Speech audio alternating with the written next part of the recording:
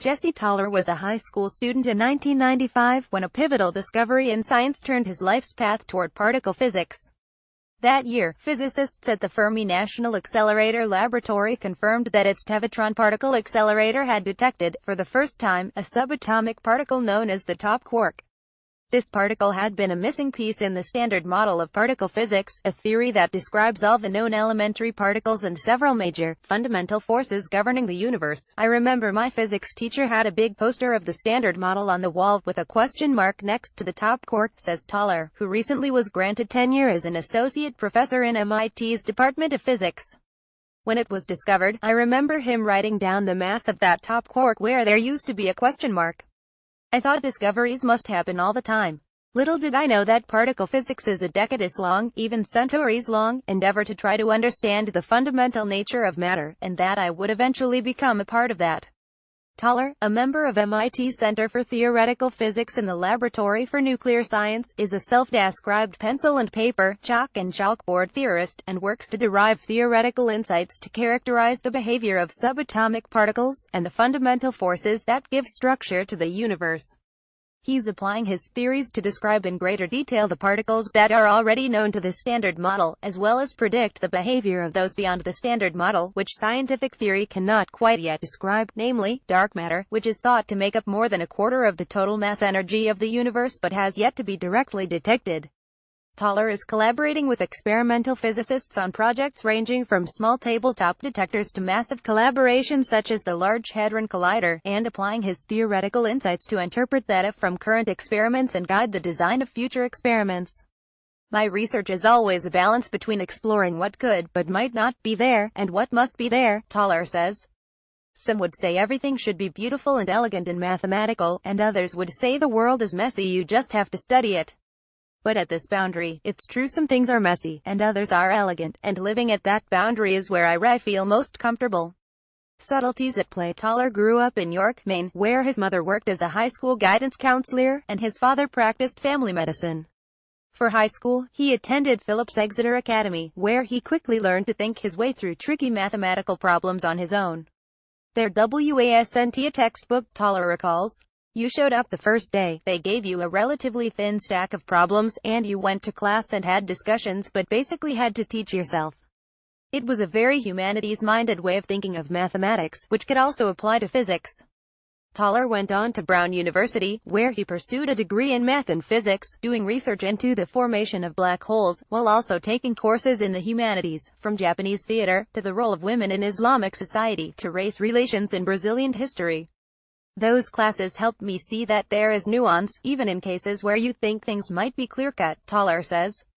In physics, there are similar types of subtleties at play, where you can take different views on the same problem. And the answer comes from the synthesis of those views. I try to take that approach in the physics research I do.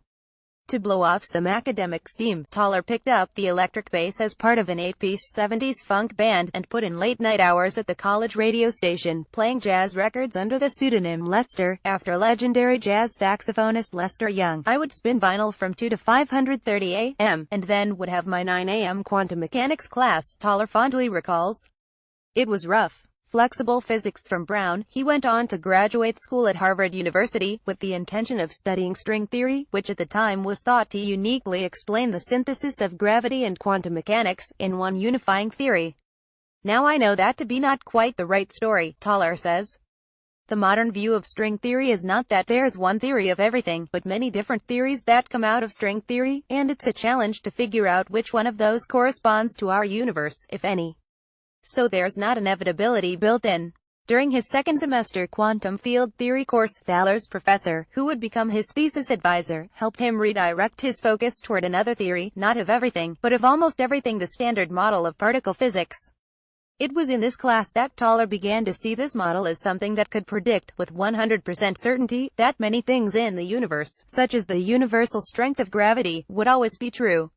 He also started to appreciate that there were limits to the standard model, and that there are some things about the universe, such as dark matter, that the theory so far has failed to describe in any organized, mathematical way. This represented a totally new, flexible way of thinking of quantum field theory, where you really poked and prodded it from all angles and figured out where it really breaks down, Thaler says. So you have these twin realizations that certain aspects of the Standard Model are fixed and inevitable, and certain aspects are not fixed and are therefore a source of confusion and a target for future research. Those twin aspects really inspired me.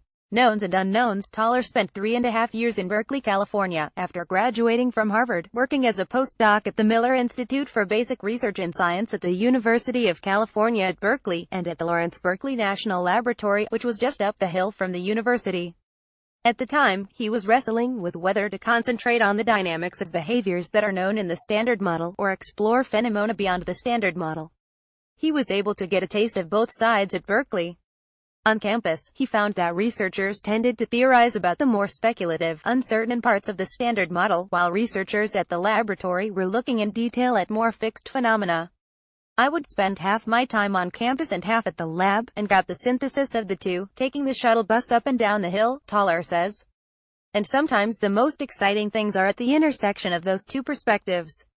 In 2009, he applied for a faculty position at MIT and while interviewing got to talking with physics professor Richard Milner about ways to test for the existence of dark matter. From that conversation, Thaler proposed an experimental design, which has since evolved to become Dark Light, and MITLD experiment, that aims to look for dark forces or interactions that are thought influence dark matter. Finding structure within chaos. In January 2010, Thaler moved, in the dead of winter, as he recalls, from Berkeley to Cambridge, as an assistant professor in MIT's Department of Physics. He expected a steep curve in learning how to juggle the various teaching and research responsibilities that come with being a professor. What he didn't anticipate was how difficult it would be for him to hand over some of those responsibilities, particularly in research, to his students. Learning to let go and trust my students was eye-opening, Thaler says. The students at MIT are fantastically brilliant, and oftentimes I would have the wrong idea of how something should work.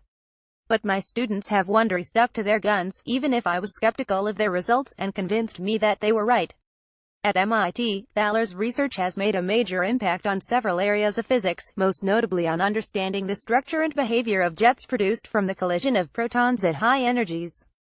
Protons are made from accumulations of subatomic particles called quarks and gluons, which are held together by a glue-like interaction called a strong force. When protons collide at significant speeds, they release sprays or jets of quarks and gluons, which can rebind into collections of subatomic particles such as pions and kaons. Thaler has developed theoretical techniques to study the strong force and the structure of these jets in detail. His techniques are now being applied at the Large Hadron Collider, the largest, most powerful particle accelerator in the world, based in Geneva, Switzerland, to look for interesting physics, and even signs of dark matter. Studying these jets is a messy business, Thaler says. They look like they're just chaos. But if you work your way up to the boundary of theoretical insights, you realize within that messiness, there's structure, and you can exploit that structure to figure out what's going on. We haven't yet discovered dark matter in this way, but we have been able to search for it in more exquisite detail than in the past. Looking to the future, Thaler is eager to explore more uncharted territories beyond the Standard Model, and is working on theoretical designs for other experiments to detect dark matter. I have a responsibility to push on whatever I think I can make an impact on, and push it forward, Thaler says.